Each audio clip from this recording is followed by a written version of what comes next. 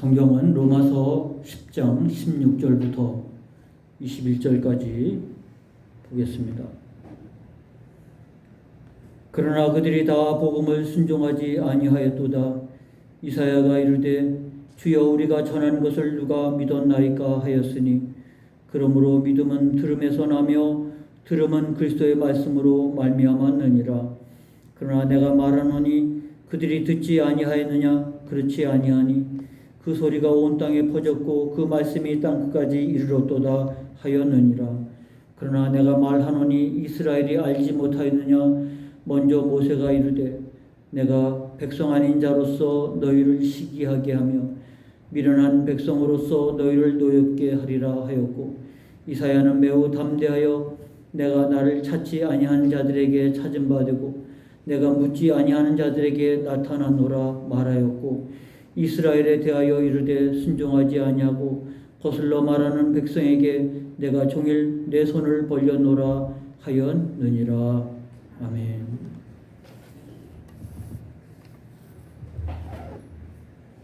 오늘 본문으로 불순종한 자들의 변명, 이런 제목으로 은혜를 나누려고 합니다. 아마 이런 속담 들어보셨으리라고 생각이 됩니다. 핑계 없는 무덤은 없다. 우리가 살아가는 동안 늘 핑계를 대고 살아간다는 것인데, 이 핑계의 이야기에 비유가 무덤과 덧붙여서 설명을 합니다.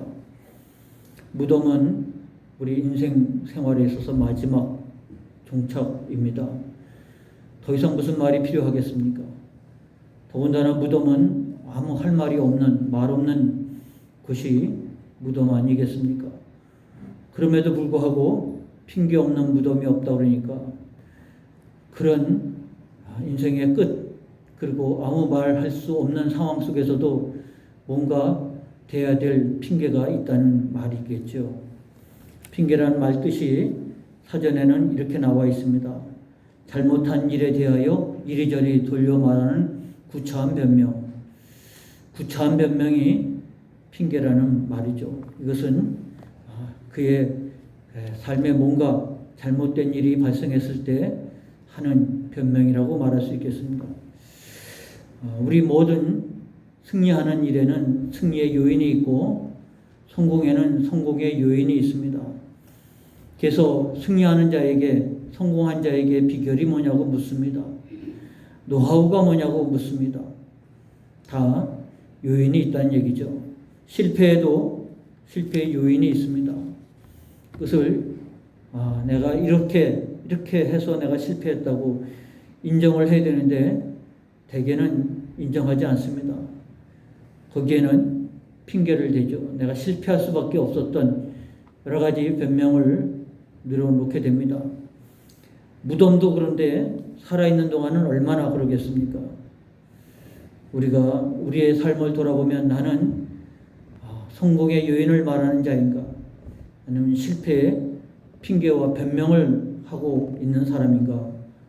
우리가 돌아볼 필요가 있습니다. 오늘 이렇게 말씀을 한 이유는 하나님께서 우리에게 베풀어 준 은혜가 두 가지 앞에 앞구절에 나와 있습니다. 오늘 16절부터 봤지만 지난주에 본 말씀 중에서 11절로 13절에 말씀한 것처럼 성경에 이르되 누구든지 그를 믿는 자는 부끄러움을 당하지 아니할 것이라. 누구든지 주의 이름을 부른 자는 구원을 받으리라 그랬으니 구원을 받는 일이 그렇게 어려운 것은 아니죠. 구원을 받기 위해서 우리가 뭔가 하늘로 올라가야 되는 것도 아니고 땅 속으로 들어가서 하는 것도 아니고 그냥 누구든지 그를 믿는 자는 부끄러움을 당하지 않고 누구든지 주의 이름을 부르는 자는 구원을 받으리라. 하나님께서 베풀어 주신 은혜입니다. 그 믿는 것에 대해서 그 믿으려고 뭔가 발버둥 쳐야 되는 건 아니죠. 근데 중요한 거는 이 믿기 위해서는 누군가 이 사실을, 복음을 전해줘야 되지 않습니까? 그 다음 절 14절로 15절까지 나오는 내용입니다. 그런즉 그들이 믿지 아니하는 일을 어찌 부르리요? 듣지도 못한 일을 어찌 믿으리요? 전파하는 자가 없이 어찌 들으리요? 보내심을 받지 아니하였으면 어찌 전파하리요? 이게 이제 이 앞에 9절에서 나온 말씀입니다. 요거를 이렇게 좀 쉽게 정리를 하면 그렇습니다. 우리에게 이 하나님께서 누구든지 주의 이름을 부르는 자는 구원을 받으리라 했으면 이 소식을 누가 전해줘야 되지 않겠습니까? 보내심을 받지 않는데 누가 가겠습니까? 하나님께서 택하여 그를 보내십니다. 그래서 가서 전파합니다. 그러면 듣지 않습니까? 믿음은 들음에서 낳는다고 그랬으니까 듣고 믿어서 주의 이름을 부르는 것, 이게 하나님께서 베풀어 주신 구원의 길이고 은혜의 방편입니다.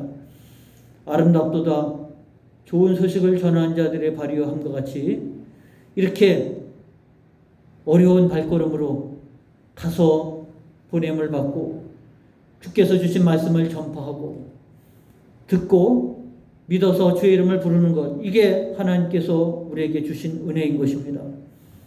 그런데 오늘 본문을 보니까 결과가 그들이 다 복음을 순종하지 아니하였도다. 결국은 그들이 이렇게 하나님께서 은혜를 주시고 또 하나님의 사람을 보내서 이곳을 전해 주었건만 그래도 믿지 않았어요.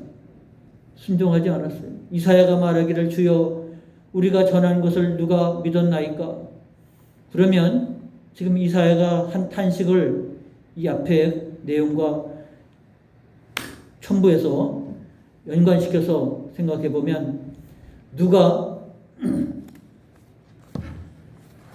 우리가 전한 것을 누가 믿었나이까 그랬으니까 먼저 분인심을 받았지 않았습니까? 이사야 선지자가 가서 전파하지 않았습니까?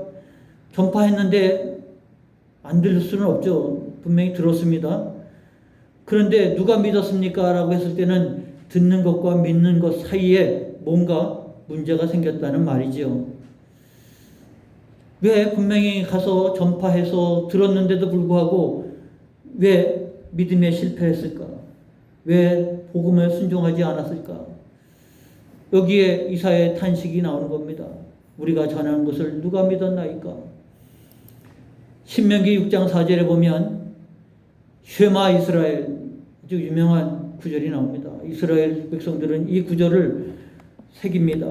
그 내용은 여러분 잘 아시는 것처럼 이스라엘아 들으라 그런 뜻입니다. 우리 하나님 여호와는 오직 유일한 여호와이시니 너는 마음을 다하고 뜻을 다하고 힘을 다하여 내 하나님 여호와를 사랑하라. 오늘 내가 내게 명하는 이 말씀을 너는 마음에 새기고, 이렇게 해서 신명기 6장 4절은 율법 중에 율법이고 이스라엘에게 하나님 선포하신 내용입니다. 그래서 쉐마라는 말은 들으라는 뜻이에요. 그는 듣고 그냥 그렇구나 하고 고개를 끄덕이는 게 아니라 쉐마는 들으라 그리고 듣고 행하라 합니다. 행하라, 순종함이 없으면 쉐마가 안 되는 거예요. 들으라, 그 말씀 속에는 내가 말씀하옵소서 종이 듣겠나이다, 이게 하나님 쉐마라고 말씀하실 때 우리의 자세요. 말씀하옵소서 종이 듣겠나이다, 듣고 그대로 살겠습니다, 그게 쉐마입니다. 그런데 이스라엘 백성들에게 그들이 복음을 다 전했는데도 불구하고 순종하지 않았다, 믿지 않았다고 하는 것은 뭐에, 어디에 원인이 있겠습니까? 그들이 듣고 순종, 쉐마가 안 된 거예요. 듣기만 했지 그대로 살지 않은 거예요. 그러니까 믿음이 없고 주의 이름을 부르지 못하는 상태, 신앙의 실패가 되어진 겁니다. 결국은 믿지 않는다는 얘기, 결국은 순종하지 않았다는 얘기입니다. 그것은 쉐마가 안 됐다는 얘기예요. 듣지 않았다는 얘기입니다. 반쪽만 된 거죠. 듣기만 하고 내가 그대로 살지 않은 거예요. 그러므로 이와 같은 것 때문에 그들의 신앙생활은 실패하게 됩니다. 그래서 오늘 본문의 시작이 그러나 그들이 다 복음을 순종하지 아니하였도다. 그 중에는 순종한 자가 있었고 그러나 다 복음을 순종하지 아니하였다. 그러므로 그들의 신앙에 예수를 구주로 영접하지 못하고 그리고 신앙생활에 실패할 수밖에 없는데, 실패자는 항상 핑계가 있습니다. 변명이 있습니다. 그들이 못 들었습니다. 그러나 내가 말하노니 그들이 듣지 아니하였느냐? 못 들었습니다. 핑계를 그렇게 들지 모르겠어요. 이사야 시편 19편 4절을 그들이 읽고 있는 성경 구절을 인용해서 바울이 말합니다. 그렇지 아니하니 그 소리가 온 땅에 퍼졌고 그 말씀이 땅끝까지 이르렀도다. 이게 시편 19편 본인들이 읽고 있는 성경에 나와 있는 말씀 아닙니까? 너희가 이렇게 시편 19편 찬송을 하고 있지 않느냐? 그 소리가 온 땅에 퍼졌고 그 말씀이 땅끝까지 이르렀다고 했는데 못 들었다니 그 무슨 말이에요? 논증을 합니다. 그 말에 대해서 그들이 얼마나 허무맹랑한 핑계를 대고 있는지. 그들은 하나님이 주신 율법이 있지 않습니까? 그것을 기록하여 놓고 있지 않았습니까? 특히 여기서 율법이라고 하면 모세오경, 창세기, 출애굽기, 레위기, 민수기, 신명기, 그리고 그 이후에 많은 성경도 있지만 핵심은 바로 이 모세오경입니다.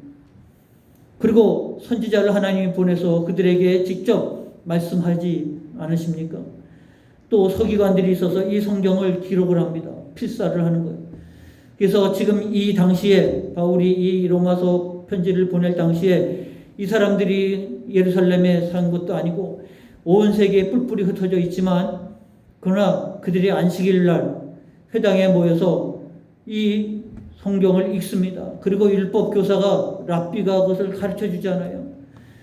너희가 성경에 읽고 있는 성경 시편 19편에 그 소리가 온 땅에 퍼졌다. 그 말씀이 땅끝까지 이르렀다고 그렇게 찬양해놓고도 못 들었다니 그 핑계가 아닌 거죠. 그리고 그들이 지금 많은 하나님의 율법도 가지고 있고 읽기도 하고 그것을 설명해 주기도 하고 가르쳐 주기도 하는데, 그리고 더 나아가 지금 사도들이 와서 복음을 전하고 있지 않습니까? 근데 못 들었다니, 듣지 못했다고 하니 그건 무슨 말입니까? 듣고 순종하지 않았다는 얘기죠. 쉐마 이스라엘아 들으라 그랬지만 귀로만 듣고 그대로 살지 않은 거예요. 거기까 믿음으로 넘어가지를 못한 겁니다. 두 번째, 알지 못했습니다. 그런 뜻인지 우리가 깨닫지 못했습니다. 그렇게 말해요. 그러나 내가 말하노니 이스라엘이 알지 못하였느냐? 깨닫지 못했느냐? 거기에 대해서 바울은 모세와 이사야를 통해서 논증을 합니다. 첫 번째 논증이요. 모세가 이르되 내가 백성 아닌 자로서 너희를 시기하게 하며 미련한 백성으로서 너희를 노엽게 하리라. 모세가 이렇게 얘기했다는 뜻은 무슨 뜻입니까? 신명기 32장은 모세가 마지막 설교예요. 앞으로 그들이 어떻게 살 것인지 알기 때문에 그들에게 노심초사하면서 높아심으로 한 말씀이라고 이해가 됩니다. 그들이 말할 때 하나님 우리 깨닫지 못했어요. 그게 그런 뜻인지 몰랐습니다. 니네가 그렇게 말할지 모르겠는데 내가 백성 아닌 자로서 너희를 시기하게 하며 미련한 백성으로서, 그러니까 하나님의 백성이라고 하는 선민이라고 하는 그들이 말할 때 그들을 말고 다른 사람들은 하나님의 백성도 아니에요. 그들이 볼 때 그들은 하나님도 모르는 미련한 자들이에요. 근데 그들이 깨달아서 하나님을 예배하고 있어요. 출애굽의 그 놀라운 광경이 40여 년이 지났습니다. 그 40여 년이 지나고 난 후에도 그들은 하나님에 대해서 신뢰하지 못하고 불평하고 원망하면서 광야 생활을 살았는데, 그들이 드디어 정신 차리고 40년 만에 이제 요단강을 건너 가나안 땅에 들어가려고 하지 않습니까? 그때 요단강을 건너고 그들 앞에 눈앞에 놓인 것이 여리고성이었습니다. 난공불락의 여리고성을 맞이했을 때 여호수아가 정탐꾼을 보냅니다. 그런데 정탐꾼이 가서 들어가서 보니까 거기에 그들이 들어온 것이 발각이 되고 그들이 아주 구사일생으로 숨어 들어갔는데 기생 라합의 집에 숨어 들어갔죠. 라합과 얘기를 하다 보니까 라합도 40여 년 전에 출애굽에 어떻게 일어났는지 다 알고 있어요. 하나님이 너희와 함께 했고 너희를 통해서 이 놀라운 일들을 이루었는데 이 사람들이 지금 요단강을 건너 여리고로 때로 몰려온 것을 보고 여리고 백성들이 간담이 녹아 있어요. 바짝 긴장하고 있어요. 하나님의 백성도 아니고 미련한 백성도 하나님의 역사를 알고 하나님이 놀라운 일들을 이뤘다, 너희를 위해서 이 귀한 일들을 이뤘다고 그렇게 알고 하나님을 예배하고 앉았는데 정작 하나님의 백성들은 불평하고 원망하고 나를 지새우고 앉았어요. 백성 아닌 자로서 너희를 시기하게 하며 미련한 백성으로 너희를 노엽게 하리라 그랬으니 이게 하나님의 백성도 아니고 뭘 안다고 미련한 자들인데 하나님을 알아서 예배하고 있어요. 그러니 그들이 몰랐다고 변명할 거리가 되겠습니까? 두 번째는 이사야를 통해서 말합니다.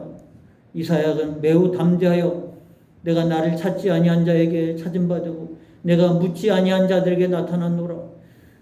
그렇게 하나님이 선지자를 보내고 그리고 하나님께서 그렇게 말씀을 통해서 깨우쳐 줬건만 그들은 하나님의 말씀을 쉐마 이스라엘아 했지만 듣지 않았어요. 듣기만 했지 순종하지 않았어요. 그는 쉐마가 아니에요. 듣고 순종할 때 쉐마 이스라엘아 들으라가 되는 건데 그들이 듣지도 않았어요.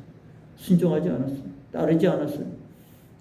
이사야를 통해서 이사야 66장이 끝인데 65장은 맨 마지막에 하나님이 이사야를 통해서 얼마나 긴 메시지를 전했습니까? 그럼에도 불구하고 돌아올 생각하지 않는 그들에게 이사야가 말합니다. 여기서 내가 나를 찾지 아니한 여기서 나는 이사야가 아니에요. 하나님의 말씀을 이사야가 전한 거니까 여기에서 나는 하나님이에요. 내가 나를 찾지 아니한 자들에게 찾음 받고 내게 묻지 아니한 자들에게 나타났노라 그랬으니 하나님께서 주의 백성들은 쉐마 이스라엘이 안 된 자들을 하나님께서 내버려 두시고 그리고 이방 백성들 내 백성도 아니고 미련한 자들 그들을 향해서 하나님은 나타나시고 계시하십니다. 그러므로 그들이 하나님을 아는 거예요. 세상에 인류학자들이 지금 지구상에 있는 수많은 민족들 그리고 종교 언어들이 있는 것을 쭉 보면 그들에게 있어서 자기 나름대로 감사죄를 드리고 그리고 찬양하는 그런 모습들을 다 찾아볼 수 있습니다. 그 얘기는 그들이 스스로에 의해서 이 모든 것을 얻었다. 그들이 이 모든 것을 가졌다고 생각한 것이 아니고 내가 이렇게 씨를 뿌렸지만 이렇게 거둬들인 것에 대해서 누가 나를 도왔을까? 누군가 나에게 은혜를 베풀었을까? 그들이 다 그런 의식을 가지고 있었기 때문에 비록 그 대상이 누군지를 몰라서 그렇지 그래서 그게 눈앞에 보이는 우상도 되고 태양도 되고 별도 되고 누군지 몰라서 그렇게 했지만 그러나 그들 속에는 이게 내 힘으로 된 게 아니고 나에게 베풀어 준 은혜가 있다는 것을 아는 거예요. 그래서 우리나라 역사에도 보면 다 감사제가 있어요. 감사제가 있다는 것은 감사하다는 거죠. 감사하다는 것은 자기 힘으로 된 게 아니라는 것을 아는 거예요. 그래서 그걸 일반 계시라고 말합니다. 하나님이 자기를 드러내 주시는데 세상의 모든 만물을 통해서 아는 거죠. 특별 계시는 바로 성경입니다. 하나님이 자신이 누구인가를 더 분명하게 정확하게 표현한 것이 바로 성경이고 그런데 찾지 아니한 자에게 찾음 받고 묻지 아니한 자들에게 나타났노라 그랬으니 하나님께서는 바로 이와 같이 계시를 통해서 하나님이 누구신지 알게 하십니다. 그런데 난 몰랐습니다 라고 하는 이 핑계가 말이 되겠냐라는 것이죠. 너희가 읽고 있지 않냐? 이사야를 통해서 말하고 있지 않느냐? 하나님이 자신을 찾지도 않는 자에게 찾음 받고 묻지도 아니한 자에게 나타나신 그 하나님인데 하나님이 너희를 향해서 그들이 세 번째 핑계는 하나님이 우리를 외면한 것 아닙니까? 이게 이 앞에는 시편 65편 이사야 65장 1절이라면 세상 사람들에게는 이렇게 하셨다고 하면 하나님의 백성 이스라엘에 대하여 이르되 쉐마 이스라엘 했지만 순종하지 아니하고 거슬러 말하는 백성에게 내가 종일 내 손을 벌려놓으라 하였느니라. 하나님이 외면하신 것이 아니라 하나님이 손을 벌렸다고 한 뜻이 무슨 뜻입니까? 하나님께서 우리를 사랑하셨다. 그리고 우리를 초청하신다는 뜻 아닙니까? 내가 너희를 외면하면 벌써 외면했지요. 목이 곧은 백성이라. 너희는 목이 곧은 백성이고 하나님에 대해서 끊임없이 불평하고 원망하는 자들이라. 하나님이 외면하셨으면 벌써 외면했지만 순종하지 아니하고 거슬려 말하는 백성에게 내가 종일 내 손을 벌려놓으라. 그럼에도 불구하고 하나님이 손을 벌리시고 우리를 불러주시는 것 아닙니까? 그러므로 그들이 하나님 앞에 핑계대는 그 모든 핑계가 합당치 않은 거예요. 그래서 내가 믿음에 실패했고 하나님 앞에 이 모든 믿음의 실패를 하나님께 원망하고 책임을 돌리고 핑계를 대고 있는 모습을 본문에 보고 있지 않습니까? 핑계 없는 무덤이 없다고 무덤에 가서까지도 핑계를 대고 있는 것이 인생이라고 하면 여러분의 인생은 핑계를 대는 인생입니까? 말하자면 실패한 인생입니까? 우리의 신앙생활은요, 마지막 무덤에 가서 우리는 핑계대는 자가 아니라 감사하는 자가 되어야 합니다. 믿습니까? 나는 핑계대는 자, 신앙생활이 이래서 실패했고 이래서 내가 하나님 앞에 믿음 생활에 실패했다고 하는 핑계를 대는 자가 아니라 하나님께서 내게 주신 은혜로 인해서 내가 하나님 앞에 감사하는 자로 내 인생이 마무리되어야 된다는 뜻입니다. 이 말을 한 사도 바울은 고린도전서 15장 10절에 내가 나 된 것은 하나님의 은혜로 된 것이라. 내게 주신 그의 은혜가 헛되지 아니하여 내가 모든 사도보다 더 많이 수고하였으나 내가 한 것이 아니요 오직 나와 함께 하신 하나님의 은혜로다. 그러니까 그의 인생은 실패한 인생입니까? 성공한 인생입니까?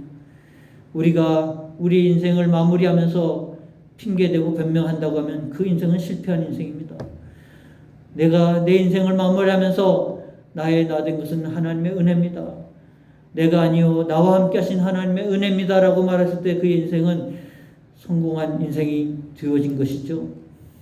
그런 바울이 그의 인생 마지막 디모데후서 4장 6절로 7절에 자기 인생의 마지막을 이렇게 표현합니다. 전제와 같이 내가 벌써 부어지고 나의 떠날 시각이 가까웠으니 자기 죽음이 가까운 것을 아는 거예요.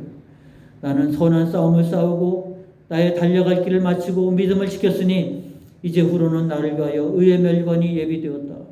그랬으니 그의 인생이 실패한 인생이라면 불평하고 누구 때문이라고 원망하지 않겠습니까?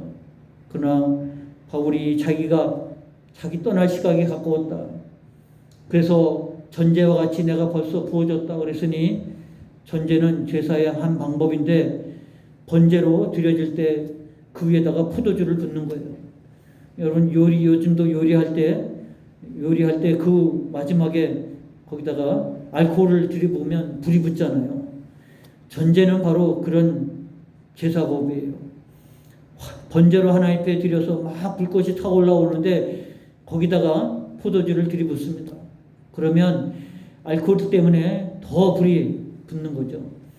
자신이 평생 하나님 앞에 이와 같이 신앙생활을 하면서 얼마나 죽을 고비를 많이 넘겼습니까? 얼마나 매질을 당했으며 얼마나 외면당했으며 그러나 하나님 앞에 불평하고 원망하지 않고 자기가 이제 마지막 전제처럼 하나님께 불꽃으로 하나님 앞에 제사하는 바로 그 마지막 순간이 다가온 것을 불평하지 않았습니다. 내가 선한 싸움을 싸우고 나의 달려갈 길 마치고 내가 믿음을 지켰으니 그로 말미암아 그의 인생은 하나님 앞에 나의 나 된 것은 하나님의 은혜입니다. 감사하면서 하나님 앞에 내가 이제 의의 면류관이 예비되었으므로 그 면류관을 받으러 나가는 그 인생을 이렇게 노래했다고 하고 간증하고 고백했다고 하는 사실은 우리 인생은 어떻게 맞춰질 것이냐. 핑계 없는 무덤으로 무덤에까지 가서도 핑계하고 변명할 것입니까? 나는 나이가 너무 많아서 나는 배운 게 많지 않아서 무엇으로 우리가 핑계를 대겠습니까? 신앙생활은 나이가 많고 적고 차이가 없습니다. 신앙생활은 믿고 신뢰하는 것이기 때문에 그렇습니다. 신앙생활은 내가 시간이 없어서 바빠서 십자가에 예수님과 함께 달려 죽은 강도 중에 한 사람은 바로 그 짧은 순간에 예수님을 구주로 고백하면서 내가 오늘 나와 함께 낙원에 있으리라 약속을 받지 않았습니까? 그러므로 우리가 신앙생활에 실패한 어떠한 이유, 어떠한 변명, 어떠한 핑계도 하나님 앞에서 다 핑계거린 거예요. 오히려 핑계를 대고 변명하기보다 나 된 것은 하나님의 은혜입니다라고 고백하는 여러분 신앙생활에 모든 게 하나님의 은혜입니다. 감사하는 여러분의 인생, 여러분의 신앙생활이 되어야 되지 않겠습니까? 나는 신앙생활에서 누구 때문에 뭐 때문에 신앙생활에서 실패한 자가 되고 그로 인해서 내가 어려움에 빠졌다고 핑계대고 변명하는 자가 아니라 어떠한 환난과 어떠한 조건 속에서도 오히려 핑계거리가 아니라 감사의 조건이 되는 것입니다. 그럼에도 불구하고 나는 하나님에 대해서 주신 은혜가 감사해서 달려갈 길 달려가고 믿음을 지키고 선한 싸움을 싸우고 이제 나의 나된 것은 은혜로 된 것입니다. 하나님 앞에 감사하는 여러분의 인생이 된다고 하면 핑계 없는 무덤이 아니죠. 영광스러운 멸류관의 자리가 될 것입니다. 잘했다 칭찬 듣는 자리가 되지 않겠습니까? 하나님께서 우리에게 믿을 수 없을 어떻게 믿지 않을 수가 있습니까? 이렇게 누구든지 주의 이름을 부른 자는 구원을 받을 것이고 이것을 받을 수 있도록 하나님께서 보내셔서 이 복음을 듣게 했는데 불구하고 어떻게 신앙에 실패할 수가 있겠습니까? 어떻게 신앙생활에서 낙오자가 될 수 있겠습니까? 그래서 핑계대는 자가 아니라 은혜입니다. 그래서 여러분의 인생이 감사하는 자로 하나님께 영광을 돌릴 수 있는 여러분의 인생이 되시기를 주의 이름으로 축원합니다. 기도하겠습니다. 하나님 아버지, 오늘 우리에게 불러주시고 주의 거룩한 백성이 되어서 주님을 따릅니다. 그러나 우리 신앙생활에서 하나님 사도 바울과 같이 하나님 달려갈 길 달려가고 믿음의 선한 싸움을 싸우고 그리고 믿음을 지키는 은혜의 역사가 저희 가운데 임하고 나타날 수 있도록 끌어주셔서 하나님 우리 인생도 하나님 우여곡절이 많고 파란만장하고 어려움과 장애물도 많았지만 그것이 우리의 핑계거리요 변명거리가 아니라 그럼에도 불구하고 내가 믿음을 지키고 달려갈 길 달려가게 되었으니 너무 감사하고 주께서 나를 붙들어 주시며 은혜 베풀어 주심이라 생각되어서 감사와 찬송과 영광을 돌리는 우리의 인생이 되어지게 하여 주시옵소서. 감사하는 자가 되게 하옵소서. 찬송하는 자가 되게 하여 주옵소서. 이기고 승리하는 자가 되게 하셔서 그러므로 믿음을 가지고 영광을 하나님께 올려드리는 저희들 되게 하옵소서. 예수님의 이름으로 기도하옵나이다. 아멘. 찬송